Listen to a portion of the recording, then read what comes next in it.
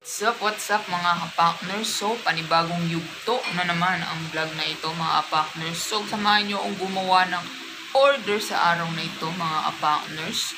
Dahil tayo ay may order, syempre, magpapalit tayo ng damit at hindi ito ang ating suot. So, tara na mga partners, syempre para malaman nyo kung ano yung mga order sa amin. Panoorin nyo ito mula umpisa hanggang dulo. Tara, let's go mga ka-partners. Watch this!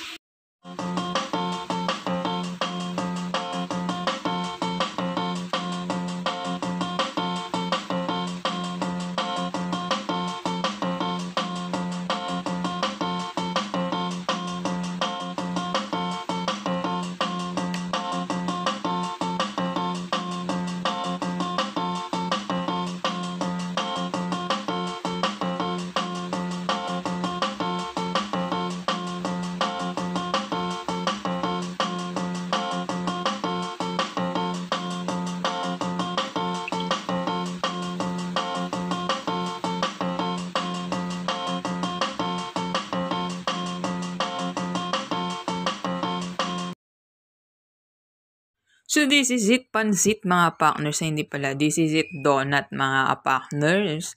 So, ayan na yung ating donut. Di ko na pinakita po sa inyo paano po yung procedure ng pagmamasa or ano. Meron na po ang vlog niya na milky cheese donut mga partners. Kung gusto nyo po ng iba't ibang flavor ng donut, pwede po tayong gumamit ng ibang flavor. Kung ubi flavor or chocolate flavor. Yun. Kung ano po yung gusto nyo or pandan flavor. Kumbaga kayo na pipili, hayaan nyo na lang yun. I-add nyo na lang yun sa dough ninyo sa donut.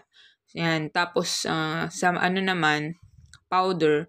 So, yan, syempre, milk powder and confectioner, mga partners. So, yan, syempre, mas masarap mga partners ito. Gagamit tayo ng gatas na branded talaga. Huwag tayong gagamit ng mumurahin yung skim milk. Huwag po, kasi mas masarap pa rin po mga ka-partners kung gagamit tayo ng mga branded na milk powder. Kung gusto nyo ng Beer Brand or Alaska, kayo, umbaga, ano nyo, tikman ninyo kung ano yung mas bagay dun sa donut ninyo na milky cheese. 'Di ba? Mas masarap kasi mga partners kung talagang branded yung gagamitin natin sa produkto natin. Tsaka mas hindi tinipid, 'di ba? Sabi nga ng iba sa amin na, di bali ng mahal ng konti, ang mahalaga is quality yung pagkain, masarap, 'di ba? Yung pwede mong ulit-ulitin, hindi yung sayang yung pera. So, yun yung laging tatandaan natin mga partners, 'di ba? Huwag natin tipirin yung mga customer natin. Siyempre, tayo nga 'di ba? Gusto din natin masarap laging pagkain natin sa bahay, kaya nga tayo nagluluto sa bahay, 'di ba? Kasi mas gusto natin yung safe tayo, walang mga MSG, 'di ba? Kumbaga yung walang masyadong flavoring, 'di ba? Siyempre ganoon din sa customer natin. Ganoon din yung gawin natin. 'Di ba? Alagaan din natin kalusugan nila at sarapan din natin. So, yan yung triple chocolate natin mga ka-partners. Ayan ng ube at milky cheese at triple chocolate donut. So, mga ka-partners, so may order kami sa labas, malayo. Kumbaga, pag malayong lugar, nagpapalala moves kami. Kaya, pag malayo yung umorder sa amin mga partners, dito sa subdivision, nag-aalok din po kami para hindi sayang yung, kumbaga yung pagluto. Lalo na pag nagagamit po kaming oven tulad niyan aming special buko pie, masyadong matagal din yung luto niyan. Siyempre kapag konti lang yung order sa amin, 2, 3, lugi kami kasi ang mahal ngayon ng kuryente, magkano yung konsumo, lalo na electric yung ginagamit ko. 'Di ba? Siyempre, kailangan mas marami, mas makakano tayo, mas makaka-save, 'di ba, mga partners? Tsaka kumbaga hindi sayang yung init ng oven. Dire-diretso. So, ayan mga partners, ang ating mga buko pie at ang ating pastil. So, si Partners Mikey, busy siya sa pagdutdut. So, ako nakatoka lahat dyan sa paggawa ng mga pagkain.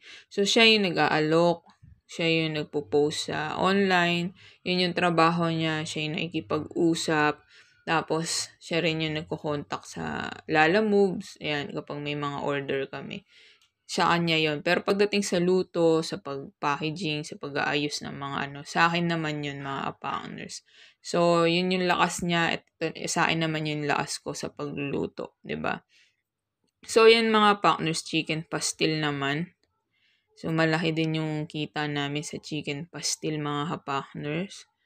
Kumbaga, basta marami yung order mga partners, malaki talaga yung tutubuin. Compare mo sa painot-inot. Kaya ang kailangan sa amin talaga mga partners, kapag may order talaga sa amin, minsan ilan lang yung order.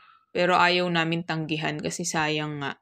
Ang gagawin namin, mag-aalok kami dito sa subdivision kasi para mas dumami, 'di ba? Mas marami yung o-order, mas marami yung hindi kami malulugi. Kasi pag pa isa-isa, dalawa-dalawa, tatlo, syempre, buod sa pagod, di ba? Syempre, yung konsumo ng gas, konsumo ng kuryente, di ba? Iano din natin yan, kasama din yan sa expenses. So, yan ang pastil namin na nakabote. So, ngayon, bira na lang din kami. Dati, everyday kami nag-market kasi everyday, ubos lahat yung, namin, paninda. So, dahil nga po, hindi kami ngayon masyadong titinda, may schedule lang kasi busy kami. Yan. Depende na lang po talaga pag may nagme-message. Kasi kahit di po kami nagpo-post, may nagme-message talaga. Tinatanggap natin. So, atin chicken siomai, mga partners. So, baka may magyak kadiri, walang gloves ha.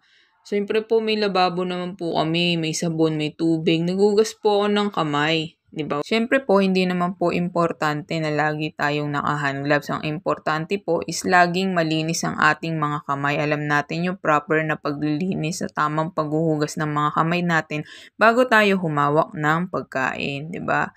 So, doon sa nag-comment, siyempre, God bless you po.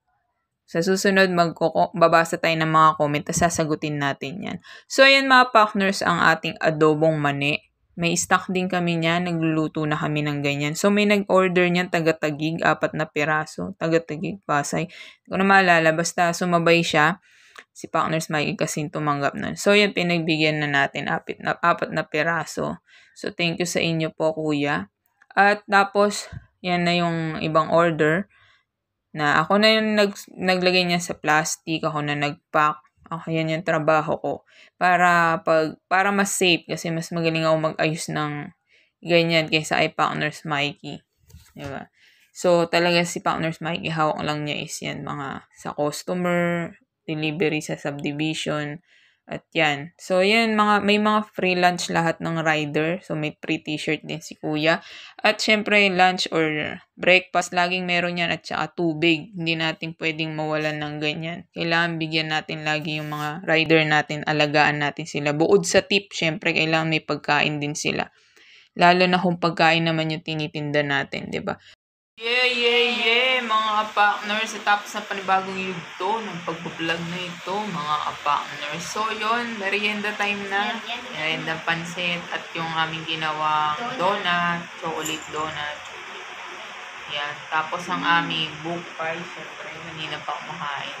4 na nabawas. Kumain tayo. Tapos ng buko pie ko. Ng buko pie namin mga partners. Natutol pa. Mga partners. Buko pie. So yun, pag may mga order sa amin, syempre nagpapasobra kami ng sa amin mga partners. Para may merienda naman tayo, di ba? Masarap-sarap din yung merienda natin. Yung customer natin. So may kila, naarinig yan ng mga busina ng mga kapitbahay niya. So yun, sarap. Napaka-creamy ng buko pie natin. Nainggit si Teki.